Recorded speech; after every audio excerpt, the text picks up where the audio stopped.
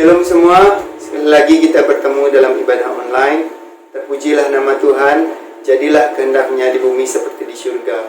Dia yang mempunyai kerajaan dan kuasa, maka layaklah dia dipuji dan disembah. Sekali lagi kita bertemu dalam ibadah online, dan biarlah nama Tuhan terus dipermuliakan lewat keluarga kita. Dan kita membawa kabar tentang kelahiran Yesus pada hari ini, dan kita bawakan pujian penyembahan caroling dalam ibadah kita pada pagi hari ini. Mari kita sama-sama menikmati ibadah kita pada pagi hari ini. Terpujilah nama Tuhan. We wish you a blessed Christmas. We wish you a blessed Christmas. We wish you a blessed Christmas and a happy New Year. Good tidings to you wherever you are. Good tidings for Christmas and a happy New Year. Selamat Hari Natal, selamat Hari Natal, selamat Hari Natal dan Tahun Baru. Salam bagimu sekalian. Selamat Hari Natal dan Tahun Baru. We wish you a blessed Christmas. We wish you a blessed Christmas. We wish you a blessed Christmas and a happy New Year. Selamat Hari Natal, selamat Hari Natal, selamat Hari Natal dan Tahun Baru.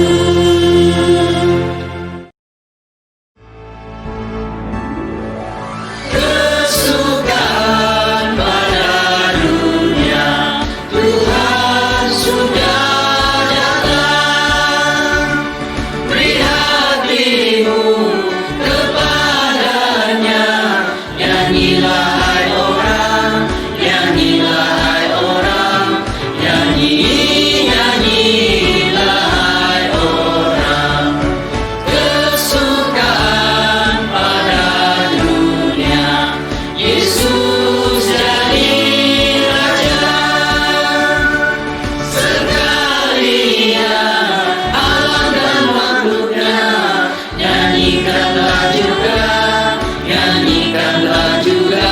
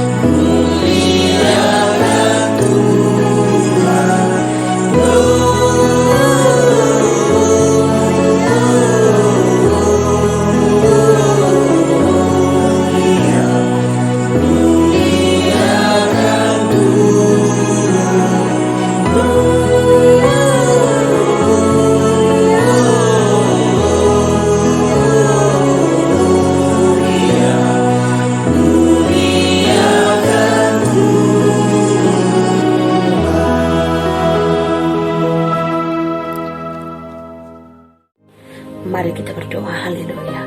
Haleluya, haleluya. Haleluya, sekali lagi Tuhan, terpujilah namamu. Agung namamu di atas segalanya Tuhan. Kami muliakan Engkau di atas segalanya. Sesuatu yang ada di muka bumi ini, termulialah Engkau di atas segalanya Tuhan, sebab Engkau di atas segalanya. Haleluya Tuhan, segala kemuliaan hormat bagimu ya Bapa di surga. Kami bersyukur buat kesempatan ini ya Tuhan, kami dapat berkumpul bersua kembali lewat kebaktian online ya Tuhan. Semuanya karena kasih karunia Tuhan yang begitu besar buat kami semua. Bapa di surga, pada pagi hari ini saya mau berdoa Tuhan buat persembahan yang akan kami persembahkan berupa keuangan sebentar lagi Tuhan. Saya berdoa buat memberikan persepuluhan, persembahan kasih, dan juga persembahan khusus ya Tuhan. Saya berdoa agar anak-anak Tuhan yang mengelola keuangan ini ya Tuhan, Kau berikan hikmat bijaksana Tuhan, agar keuangan ini dapat disalurkan lewat sesuai dengan kehendak Allah, dan keuangan ini ya Tuhan dapat digunakan pakai untuk kemuliaan dan kebesaran-Mu di muka bumi ini ya Tuhan, untuk memperbesarkan kerajaan-Mu ya Tuhan Yesus di muka bumi ini ya Bapa di surga. Saya berdoa juga Tuhan Yesus buat anak-anak Tuhan di mana saja berada pada saat pagi hari ini. Tuhan, Engkau memberkati semuanya Bapa di surga. Yang sakit Tuhan Engkau tersembuhkan, yang sedang berduka cita pada pagi hari ini, sukacita damai sejahtera Allah memenuhi setiap kami, sehingga Tuhan Yesus dimanapun kami berada Tuhan, di dalam situasi apapun yang kami hadapi Tuhan, kami tetap bersuka cita, karena kami tahu bahwa Allah Engkau Immanuel menyertai kami sampai kesudahan zaman. Terpujilah namamu Tuhan Yesus. Saya mau berdoa juga Tuhan buat firman Allah yang akan disampaikan oleh hamba-Mu Tuhan yang telah Engkau percayakan pada pagi hari ini ya Tuhan. Engkau urapi hamba-Mu ya Tuhan Yesus, sehingga firman yang akan disampaikan Tuhan Yesus adalah firman yang hidup, yang keluar dari mulut hamba-Mu. Engkau sendiri yang akan berbicara Tuhan lewat hamba-Mu ya Tuhan Yesus, sehingga Tuhan firman itu dapat masuk dalam hati kami semua Tuhan. Kami dapat mendengarkan firman-Mu ya Tuhan Yesus, dan akan menjadi pedoman, akan menjadi Tuhan Yesus petunjuk di dalam kehidupan kami setiap hari, agar Tuhan Yesus hari demi hari kami semakin dekat, hari demi hari Tuhan kami semakin rindu ya Tuhan Yesus, hari demi hari kami semakin rindu dan ingin bersekutu dengan Engkau di dalam segala hal ya Tuhan. Haleluya Tuhan, terpujilah namamu Tuhan. Kami serahkan kebaktian kami selanjutnya ke dalam tangan-Mu Tuhan Yesus. Engkau menyertai ya Bapa di surga. Terpujilah namamu Tuhan. Kami tidak lupa berdoa buat seluruh rakyat Malaysia Tuhan Yesus, yang pada saat ini dan satu dunia Tuhan yang sedang dilanda oleh COVID-19. Tuhan, Engkau beserta kami Tuhan. Segala roh ketakutan tidak ada buat kami Tuhan, tapi roh keberanian, roh sukacita damai sejahtera ada bersama setiap umat-umat Allah, khususnya yang ada di Malaysia Tuhan. Terpujilah namamu. Kami serahkan kebaktian kami selanjutnya ke dalam tangan-Mu. Di dalam nama Yesus kami berdoa. Haleluya. Amin, amin, amin. Haleluya, puji Tuhan. Shalom semua, selamat pagi. Puji Tuhan, kembali kita bertemu lagi di dalam ibadah online pada hari ini. Tidak terasa pejam celik kita sudah berada di penghujung tahun 2020. Dan tidak lama lagi kita akan merayakan Natal. Dan tinggal beberapa hari lagi kita akan masuk ke dalam tahun 2021.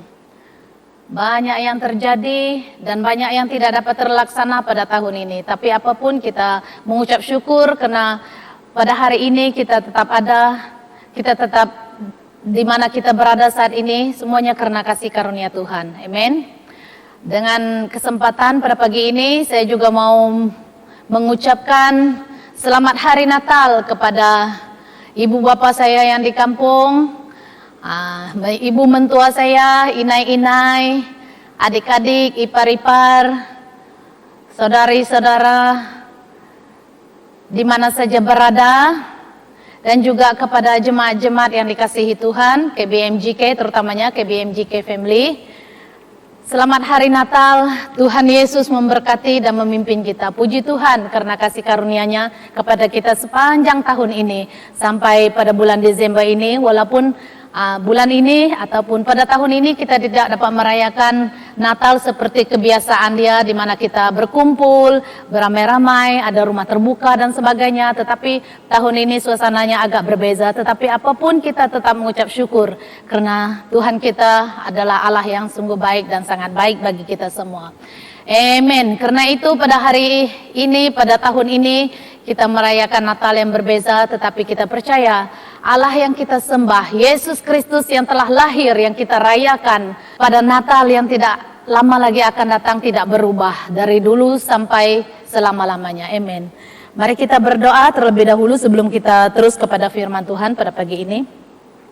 Bapa kami di dalam kerajaan surga, kami mengucap syukur ya Tuhan, karena kebaikan dan kemurahan-Mu, pemeliharaan dan perlindungan-Mu Tuhan kepada kami ya Tuhan, sepanjang tahun ini ya Bapa. Walaupun Tuhan tahun 2020 ini Tuhan merupakan tahun yang sukar ya Tuhan, bagi kami semua ya Tuhan, karena adanya pandemik ya Tuhan, COVID-19 ya Tuhan. Tetapi Tuhan, kami bersyukur karena kami percaya Engkau Allah yang tidak pernah berubah. Engkaulah Allah yang sentiasa menjaga, memelihara, melindungi kami Tuhan, dan memberikan kami kesehatan sehingga pada saat ini Tuhan kami masih ada di sini, berdiri di tempat kami ya Tuhan, karena kasih karunia-Mu ya Tuhan bagi kami semua. Terima kasih ya Tuhan, dan di masa bulan 12 ini Tuhan, di mana kami mau merayakan kedatangan-Mu ya Tuhan yang pertama ke dunia ini Tuhan. Kami tetap mengucap syukur ya Bapa, karena Engkau begitu besar kasih-Mu Tuhan akan dunia ini, sehingga Engkau telah memberikan anak-Mu yang tunggal, supaya kepada siapa yang percaya kepadanya tidak binasa, melainkan beroleh hidup yang kekal. Terima kasih ya Bapa, saat kami belajar firman-Mu Tuhan, Engkau urapi pendengaran kami Tuhan, Engkau beri kami pengertian ya Tuhan. Kami berdoa ya Bapa, Roh Kudus-Mu Tuhan yang memimpin kami untuk kami memahami Tuhan firman-Mu Tuhan yang akan kami belajar, yang akan kami baca dan dengar pada pagi ini ya Bapa. Tuhan, kami ini Tuhan terbatas adanya pengertian kami Tuhan, tetapi kami percaya Roh Kudus-Mu Tuhan tidak terbatas ya Tuhan. Roh Kudus-Mu Tuhan yang memberikan kami pengertian yang lebih dalam ya Tuhan, sesuai dengan keperluan kami masing-masing ya Tuhan. Oh haleluya Jesus, berbicaralah Roh Kudus-Mu Tuhan saat firman-Mu disampaikan ya Tuhan. Hamba-Mu ini Tuhan yang tidak ada apa-apanya ini Tuhan, sembunyikan hamba-Mu di balik salib-Mu Tuhan. Biarlah apa yang keluar dari bibir hamba-Mu ini Tuhan memuliakan nama-Mu Tuhan. Oh terima kasih Tuhan Yesus, kami serahkan ya Tuhan dari awal sampai akhir firman-Mu disampaikan Tuhan. Roh Kudus-Mu yang bekerja di dalam hati dan pikiran kami, di mana saja kami berada, di mana saja kami beribadah pada pagi ini ya Tuhan. Terima kasih Bapa, di dalam nama Yesus Kristus kami menaikkan ucapan syukur dan doa kami. Amin. Haleluya. Haleluya, sudah bulan 12 ha? Jadi kalau kita sebut perkataan Christmas atau Natal itu biasanya apa yang terbayang dalam pikiran kita semua? Adakah Santa Claus atau Christmas tree?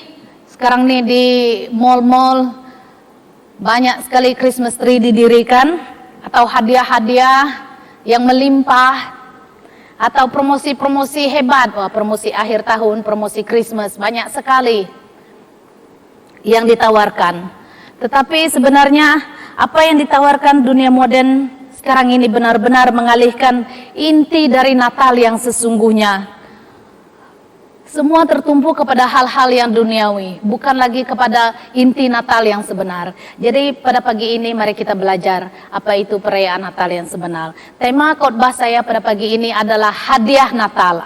Sebut saja pasal hadiah, ini selalu berbicara tentang perayaan Natal ini tidak dapat dipisahkan dari saling memberi hadiah, saling bertukar hadiah. Di mana saja Natal diadakan, pertukaran hadiah itu ada. Kalau saya balik kampung suami saya pun selalu ada pertukaran hadiah.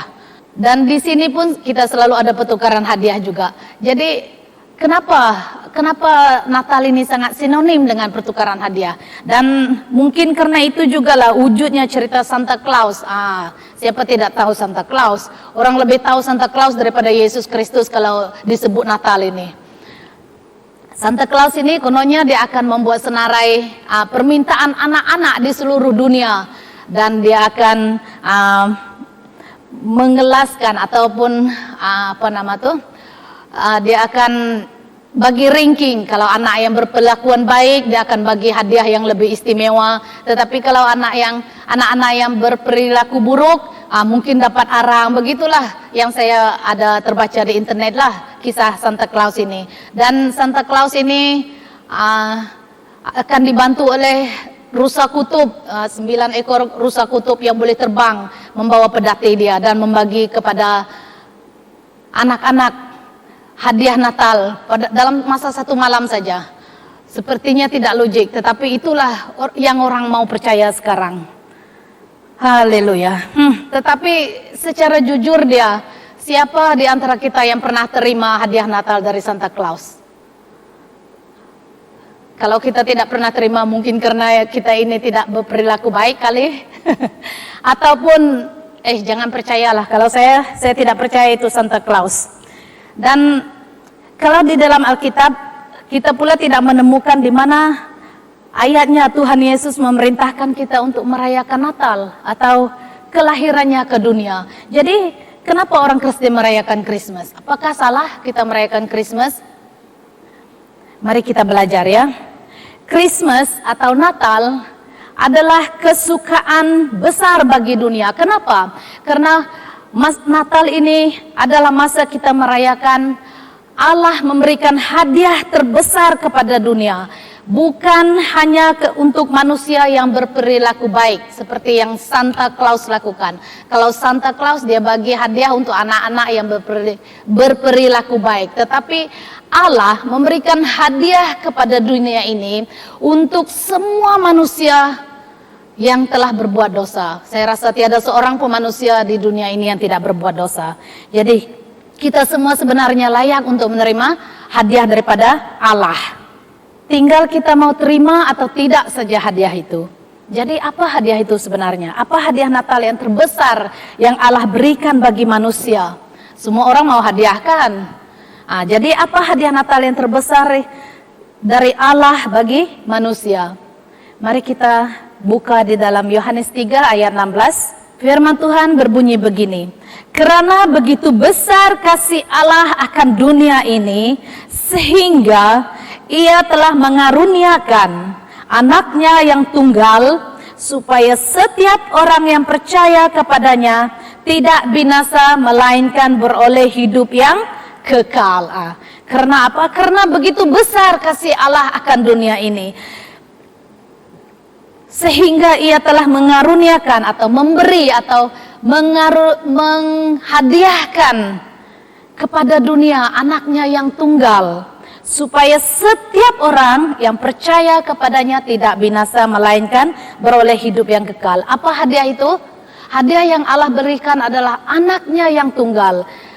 Kenapa Allah memberikan? Apakah karena kita ini baik? Apakah karena kita ini berperlakuan baik hingga kita layak menerima hadiah yang terbesar dari Allah? Tidak, tetapi karena kasih Allah kepada manusia yang mendorong Allah atau menjadi penyebab utama Allah memberikan anaknya yang tunggal kepada dunia ini adalah karena kasihnya yang begitu besar kepada kita manusia. Dan setiap orang yang percaya kepadanya, ini bermaksud siapa saja yang beriman kepada anaknya yang tunggal itu tidak akan binasa, melainkan beroleh hidup yang kekal. Hidup yang kekal adalah akibat ataupun akibat daripada kita menerima atau beriman kepada anaknya yang tunggal itu. Amin. Haleluya. Jadi siapa anaknya yang tunggal? Saya percaya kamu semua tahulah siapa anak Allah yang tunggal itu.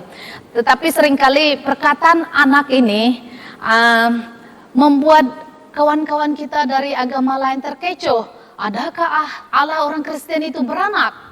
Kenapa orang Kristen mau percaya yang Allah mereka itu beranak? Nah, bagi Anda yang di luar sana yang menyangka atau beranggapan yang Allah orang Kristen ini beranak, mari dengarkan firman Tuhan ini. Kita buka di dalam Yohanes 1 ayat 1 hingga 2. Pada mulanya adalah firman. Firman itu bersama-sama dengan Allah, dan firman itu adalah Allah. Ia pada mulanya bersama-sama dengan Allah. Nah, apa kata firman Tuhan? pada mulanya adalah firman. Firman itu bersama-sama dengan Allah dan firman itu adalah Allah. Ia pada mulanya bersama-sama dengan Allah. Di dalam Yohanes 1 ayat 14, firman itu telah menjadi manusia dan diam di antara kita, dan kita telah melihat kemuliaannya, yaitu kemuliaan yang diberikan kepadanya sebagai anak tunggal Bapa, penuh kasih karunia dan kebenaran. Oke, kita terus lagi buka di dalam Lukas 1 ayat 26 dan 27. Lukas 1 ayat 26 mengatakan begini. Dalam bulan yang ke-6 Allah menyuruh malaikat Gabriel pergi ke sebuah kota di Galilea bernama Nazaret, ayat 27, kepada seorang perawan yang bertunangan dengan seorang bernama Yusuf dari keluarga Daud.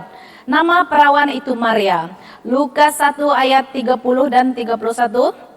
Kata malaikat itu kepadanya, "Jangan takut hai Maria, sebab engkau beroleh kasih karunia di hadapan Allah.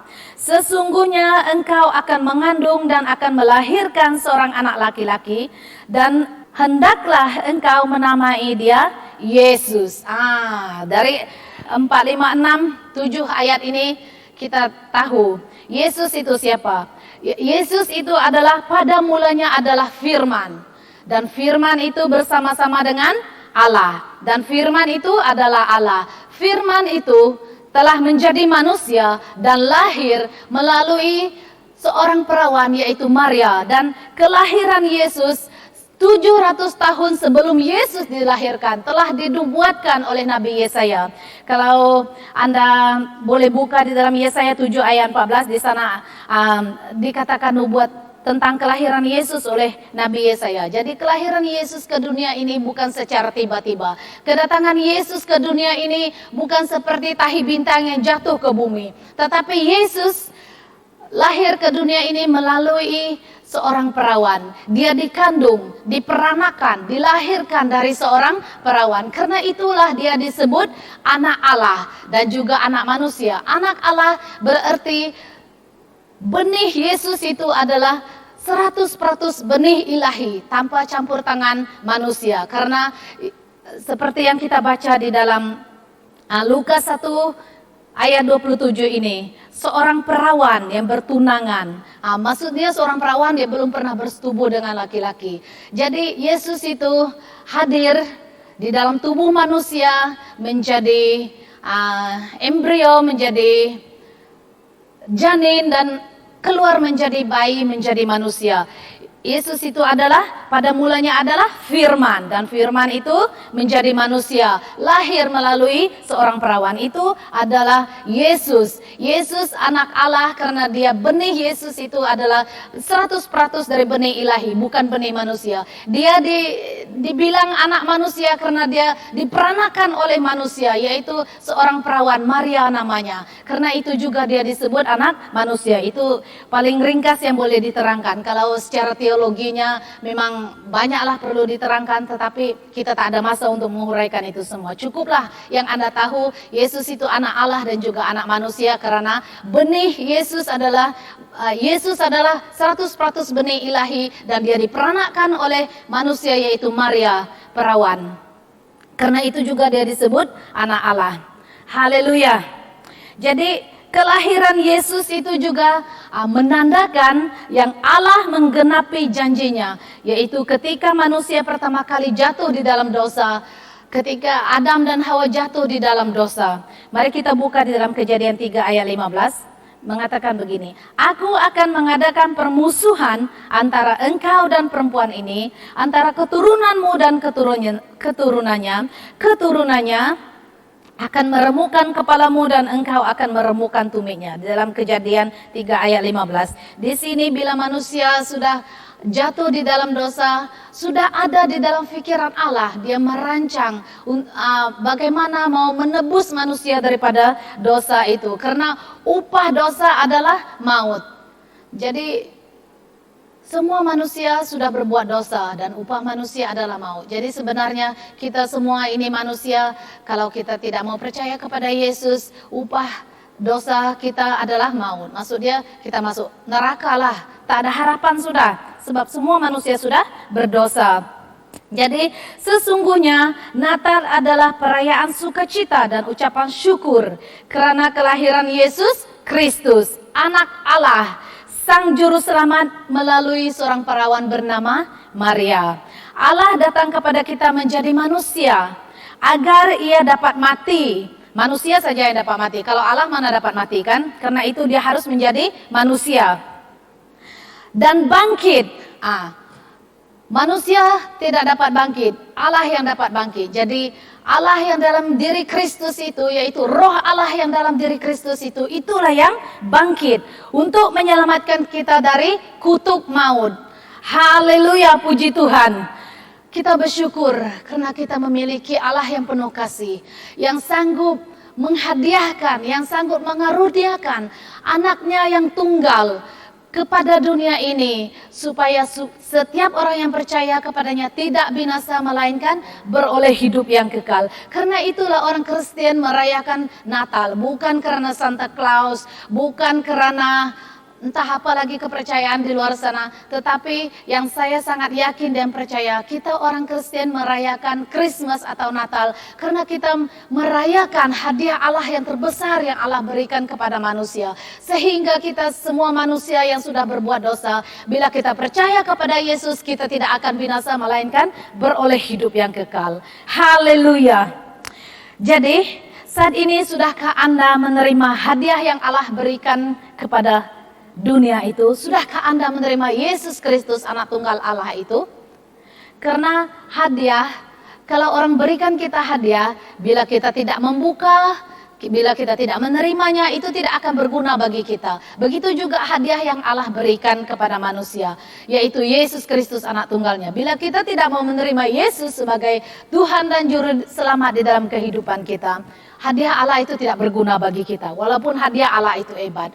Dan bila kita tidak membuka hadiah itu, membuka di sini bermaksud kita bertobat, membuka hidup lama kita yang penuh dengan dosa itu. Kita bertobat dan berhenti melakukan dosa dan berpaling melakukan kebenaran. Bukan saja berhenti melakukan dosa, tetapi kita melakukan kebenaran firman Tuhan. Bukan lagi berpaling ke belakang, kembali berbuat dosa. Tidak, bila kita sudah menerima Tuhan Yesus dan Juru Selamat di dalam kehidupan kita, hidup kita harus maju ke depan, bukan ke belakang lagi, yaitu hidup di dalam dosa. Kita harus maju ke depan, yaitu melakukan kebenaran firman Tuhan. Amin.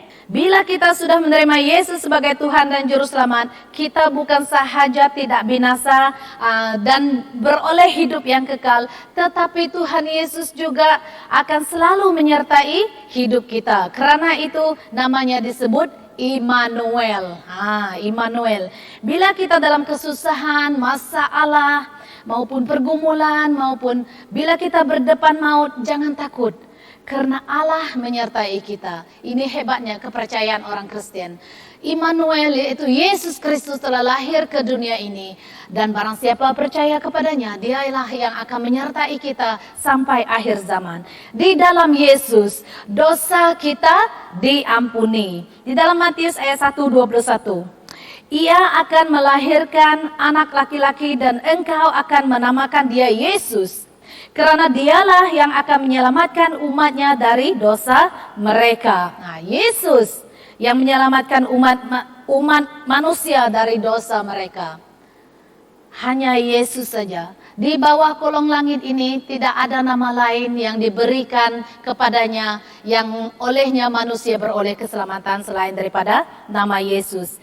Di dalam Roma 6:23 mengatakan, sebab upah dosa ialah maut, tetapi karunia Allah ialah hidup kekal dalam Kristus Yesus Tuhan kita. Jadi kita semua manusia ini, kita sudah berdosa. Manusia semua sudah berdosa dan kehilangan kemuliaan Allah.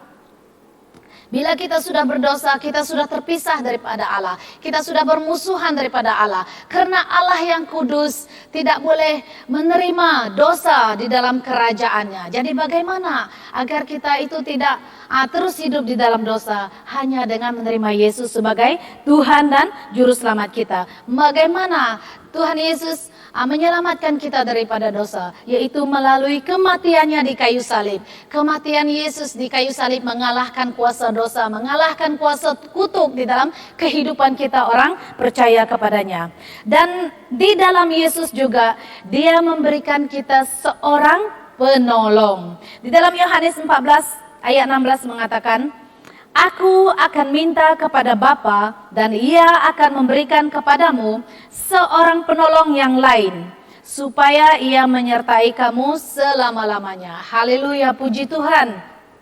Tuhan Yesus juga memberikan kita seorang penolong. Siapa itu seorang penolong yang Yesus maksudkan itu? Di dalam Yohanes 14 ayat 26 mengatakan begini, tetapi penghibur, yaitu Roh Kudus yang akan diutus oleh Bapa dalam namaku, Dialah yang akan mengajarkan segala sesuatu kepadamu dan akan mengingatkan kamu akan semua yang telah kukatakan kepadamu.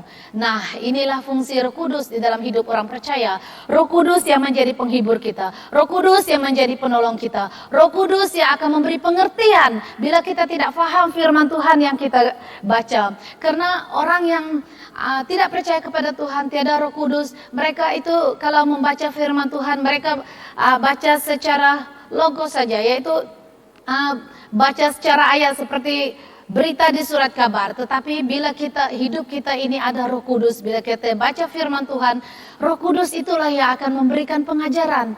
Roh Kudus itulah yang akan menyingkapkan kebenaran di dalam firman Tuhan, sehingga firman Tuhan yang kita baca, sehingga firman Tuhan yang kita renungkan itu akan mengubah kehidupan kita, akan menyadarkan kita dari dosa kita. Itulah sangat penting untuk orang Kristen menerima kepenuhan Roh Kudus. Roh Kudus yang akan memimpin hidup kita. Amin. Dan di dalam Yesus juga ada damai sejahtera. Namanya disebut orang Raja Damai. Karena itulah namanya disebut Raja Damai. Di dalam Yohanes 14 ayat 27 mengatakan begini, damai sejahteraku kutinggalkan bagimu, damai sejahteraku kuberikan kepadamu, dan apa yang kuberikan tidak seperti yang diberikan oleh dunia kepadamu. Janganlah gelisah dan gentar hatimu.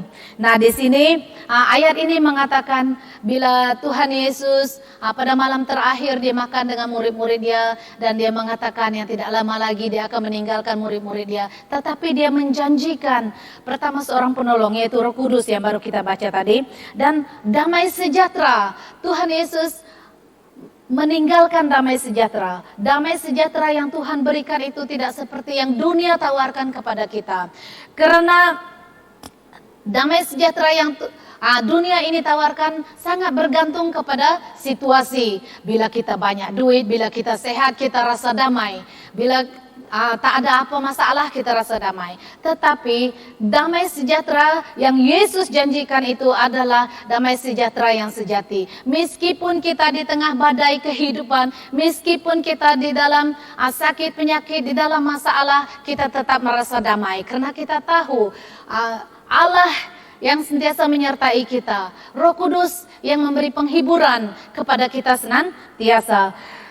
Bukan bermaksud bila Tuhan mengatakan damai sejahtera yang dia tinggalkan, bukan bermaksud kita orang Kristen tidak akan mengalami badai kehidupan. Tidak, tetapi sebenarnya yang dimaksudkan di dalam ayat ini ialah kita ada damai sejahtera meskipun kita mengalami badai kehidupan di dalam kehidupan kita, karena ada seorang penolong, yaitu Roh Kudus. Dan damai sejahtera yang Allah berikan itu tidak bergantung kepada situasi, tetapi damai sejahtera sejati di dalam hati kita, sehingga kita dapat menghadapi apapun permasalahan, apapun pergumulan di dalam kehidupan kita dengan tenang, tidak seperti orang yang tidak mengenal Tuhan. Karena saat ini ramai sekali orang yang kehilangan damai sejahtera, apalagi di dalam situasi kita menghadapi COVID-19 ini, ramai sekali orang kehilangan kerja, kehilangan pendapatan, dan merasa sangat khawatir, merasa sangat bimbang, takut kena COVID, takut mati.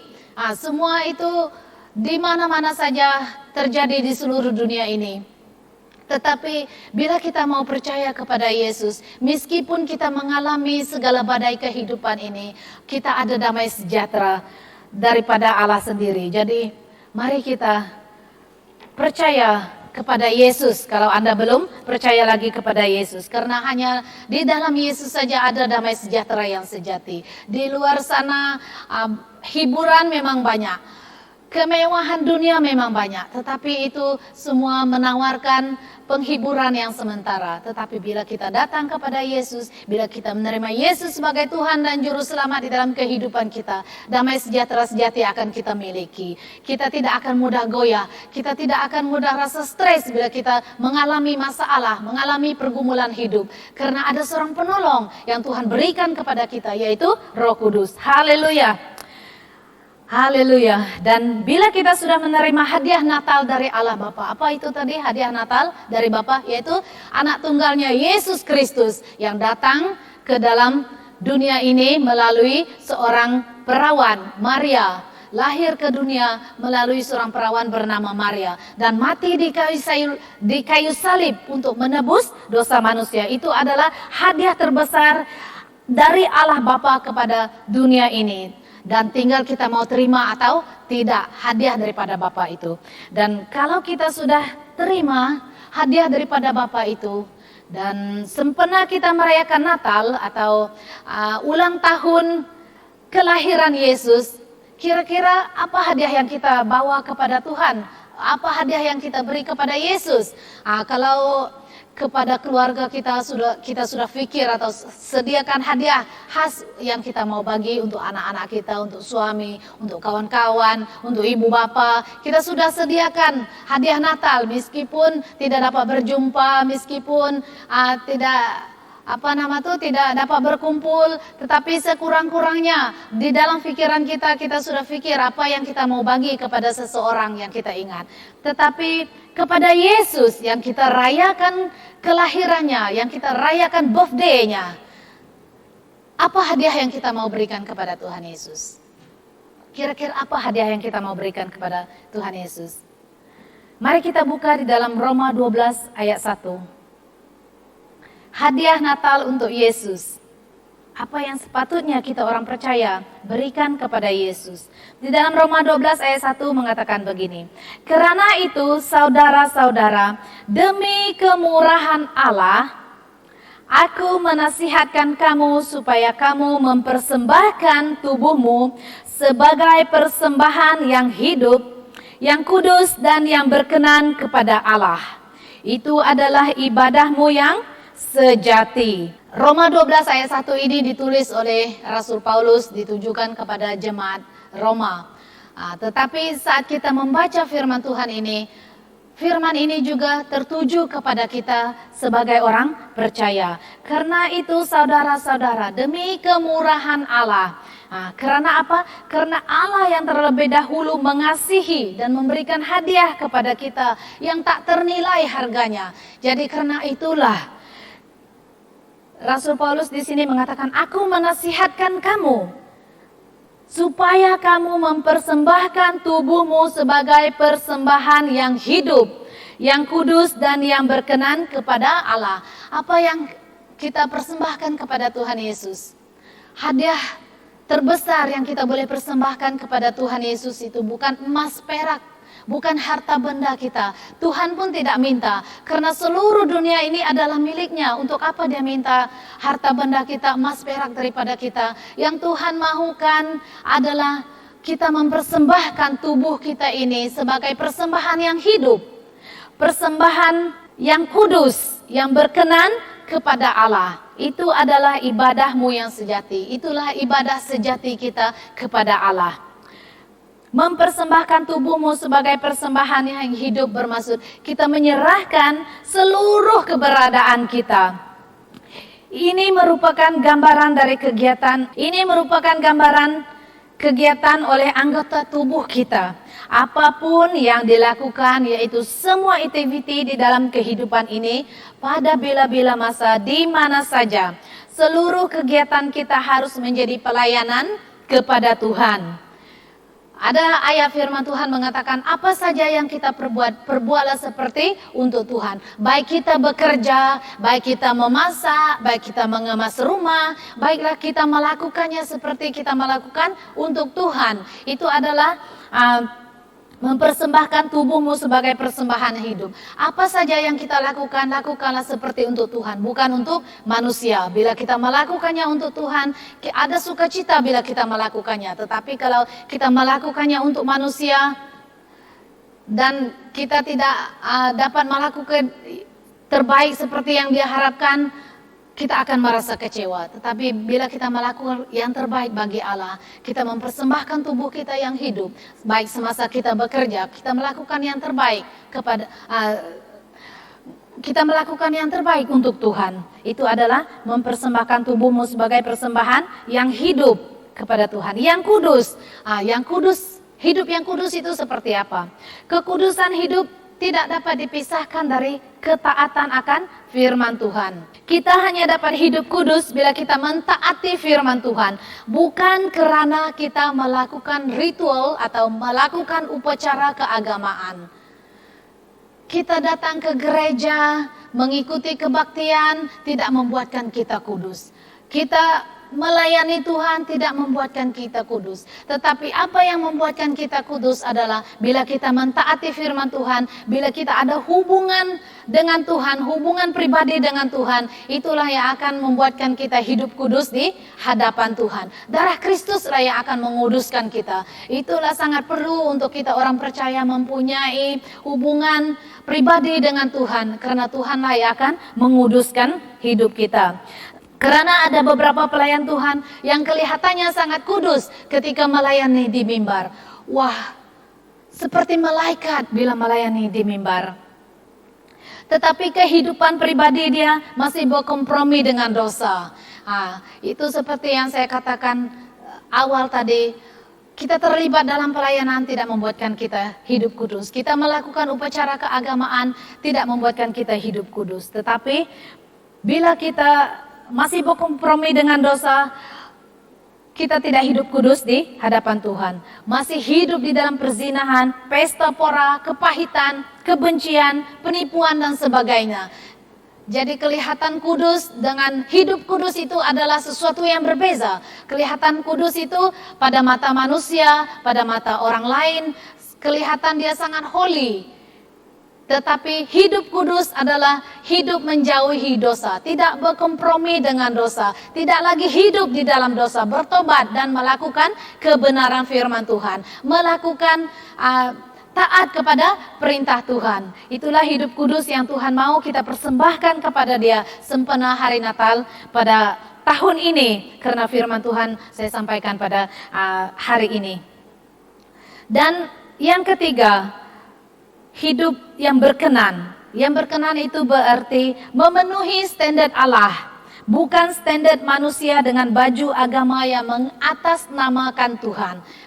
Hidup berkenan kepada Tuhan itu bukan menurut standar manusia. Karena standar manusia itu, ya kalau kamu datang ke gereja dengan berpakaian kot, dengan berpakaian kemas sekali, itu standar manusia. Tetapi Tuhan tidak melihat pakaian, tetapi Tuhan melihat ke dalam hati kita. Bagaimana hati kita? Apakah hati kita ini berkenan kepada Tuhan? Yang berkenan adalah hidup yang benar, yang menyenangkan dan menyukakan Allah. Hidup sesuai dengan kehendak Allah, bukan kehendak diri sendiri. Dan hidup yang diperkenan Tuhan itu pasti akan menjadi kesaksian yang nyata kepada orang lain. Yaitu bukan kehidupan yang penuh dengan kepura-puraan atau dibuat-buat, tetapi menjadi berkat kepada orang lain bila kita hidup berkenan kepada Allah. Hari-hari ini, apakah hidup kita menyenangkan hati Allah atau kita sentiasa berusaha menyenangkan hati manusia? Itu kita sendiri yang jawab. Karena seringkali kita menduka citakan Allah untuk menyenangkan manusia. Seringkali kita mau menyenangkan hati manusia, mau menyenangkan majikan kita, mau menyenangkan orang atasan kita, mau menyenangkan orang yang kita kasihi. Tetapi dalam masa yang sama, apakah kita memikir kita mau menyenangkan Allah atau tidak? Contohnya anak-anak muda zaman sekarang ini. Untuk menyenangkan kawan-kawan atau untuk diterima oleh kawan-kawan, mereka sanggup ikut-ikutan hisap dada, hisap rokok, hisap vape, minum mabuk, pesta pora dan sebagainya. Karena mau menyenangkan hati kawan-kawan. Karena mau menyenangkan hati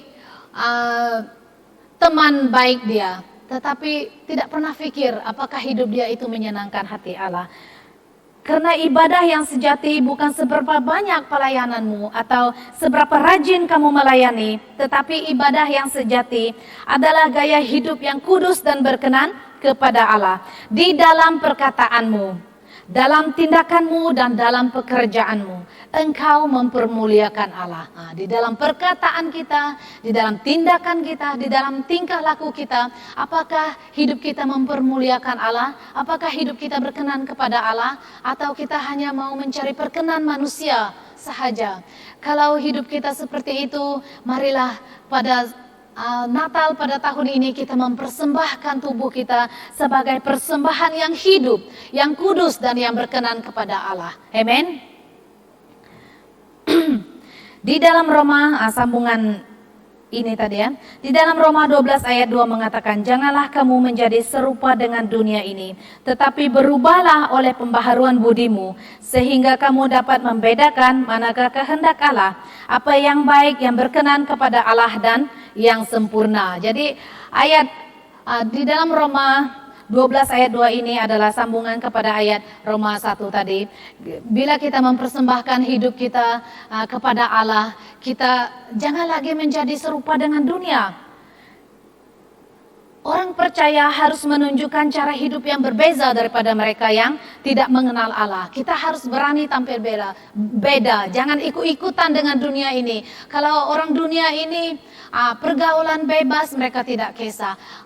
Minum mabuk, pesta pora itu biasa bagi mereka. Tetapi kalau kita sudah percaya kepada Tuhan Yesus, marilah kita mempersembahkan hadiah yang bernilai kepada Tuhan, yaitu hidup kita yang berkenan kepada Allah. Dan jangan lagi menjadi serupa dengan dunia ini. Kita harus sadar yang hidup yang kita ini telah diselamatkan dan dikuduskan oleh Tuhan Yesus. Jadi jangan lagi kita menjadi serupa dengan manusia. Kita harus berubah oleh pembaharuan budi. Pembaharuan budi ini berbicara tentang suatu tindakan yang membuat seseorang menjadi baru secara rohani, atau mengalami pembaharuan atau transformasi, pembaharuan pola pikir, paradigma, atau cara bersikap. Pikiran kita itu harus diselaraskan dengan cara fikir atau firman Allah, bukan lagi dengan cara dunia ini.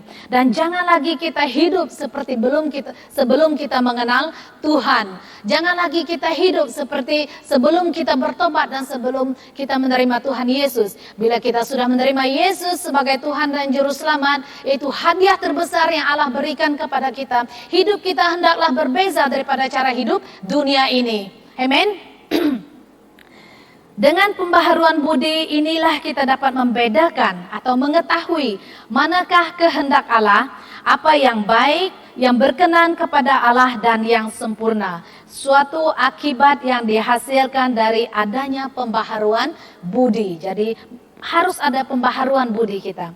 Secara keseluruhan ayat ini berarti tidak mengikuti arus atau kondisi atau tren zaman ini, namun bertransformasilah dimulai dari adanya pembaharuan akal budi kita. Bermulai daripada akal budi kita itu harus diperbaharui. Pola pikir kita itu harus diperbaharui. Sehingga kita dapat mengetahui apakah kehendak Allah yang baik, yang berkenan, atau yang sesuai kepada Allah dan yang sempurna. Inilah hadiah, yaitu mempersembahkan tubuh kita sebagai persembahan yang hidup, yang kudus, dan yang berkenan kepada Allah. Dan jangan lagi menjadi serupa dengan dunia ini. Inilah hadiah yang sepatutnya kita berikan kepada Yesus. Sempurna kita merayakan Christmas. Bukan saja hanya pada musim Christmas ini saja. Namun biarlah kita mempersembahkan tubuh kita sebagai persembahan yang hidup, yang kudus dan yang berkenan kepada Allah itu sepanjang umur hidup kita sampai kita dipanggil oleh Tuhan. Dan kepada sesama manusia sempena Christmas ini, jangan kita lupakan yang berkekurangan. Mari kita memberi bantuan kepada yang berkekurangan. Mari kita menghulurkan kepada yang berkekurangan sempena Christmas ini. Karena biasa dia budaya kita orang Asia ini tunggu musim perayaan baru mau menolong orang secara besar-besaran, sampai panggil pihak media untuk memperlihatkan apa yang dia bantuan yang dia berikan kepada orang yang berkekurangan. Tetapi biarlah kita memberi bantuan tidak kira musim perayaan kah atau bukan perayaan. Mari kita menghulurkan bantuan kepada sesama kita manusia. Mari kita mengasihi sesama kita manusia, karena begitu besar kasih Allah kepada kita, dan kasih Allah yang begitu besar itu harus kita juga tunjukkan kepada orang, terutama yang belum percaya dan yang dalam kesusahan. Amin. Haleluya. Sebagai kesimpulannya khotbah saya pada pagi ini, kalau saat ini Anda belum menerima hadiah yang terbesar dari Bapa surga, dari Bapa di surga, terimalah Yesus Kristus sebagai Tuhan dan Juru Selamat di dalam hidupmu, dan bertobatlah dari cara hidupmu yang lama. Maka kamu tidak akan binasa, melainkan beroleh hidup yang kekal. Kalau kamu belum terima hadiah Allah, saat ini terimalah. Karena janji Allah kepada orang yang menerima dan beriman kepada Yesus Kristus adalah hidup yang kekal, tidak binasa. Siapa tidak mau? Ataupun siapa yang mau menolak hadiah yang begitu besar yang Allah berikan kepada manusia? Saya rasa tiada siapa yang mau menolak. Tetapi di luar sana masih ramai yang menolak hadiah Allah itu. Kalau Anda mendengarkan firman Tuhan pada pagi ini, mari terimalah hadiah Allah yang terbesar yang diberikannya kepada manusia, yaitu anak tunggalnya Yesus Kristus, supaya setiap orang yang percaya kepadanya tidak binasa, melainkan beroleh hidup yang kekal. Amin. Dan kalau saat ini Anda sudah menerima Yesus sebagai Tuhan dan Juru Selamat dan bertobat dari cara hidup yang berdosa, mari persembahkanlah tubuhmu sebagai persembahan yang hidup, yang kudus dan yang berkenan kepada Allah. Dan jangan lagi kamu menjadi serupa dengan dunia ini. Haleluya. Sangat mudah. Pertama, terima Yesus sebagai Tuhan dan Juru Selamat. Hadiah Allah yang terbesar. Bila kita sudah menerima Tuhan Yesus, persembahkanlah tubuh kita sebagai persembahan yang kudus dan yang berkenan kepada Allah. Haleluya. Terima kasih Tuhan. Mari kita berdoa. Bapa, kami mengucap syukur ya Tuhan buat firman-Mu pada pagi ini ya Tuhan. Terima kasih Tuhan karena Engkau telah memberikan hadiah terbesar kepada umat manusia ya Tuhan. Bukan saja kepada orang yang berperilaku baik, bukan saja kepada orang yang berpangkat tinggi, bukan saja kepada pembesar-pembesar, bukan saja kepada pemimpin-pemimpin dunia, tetapi hadiah yang Engkau berikan ya Tuhan kepada setiap manusia yang berdosa ya Bapa. Oh haleluya Tuhan, terima kasih Tuhan buat hadiah-Mu yang begitu besar ya Tuhan.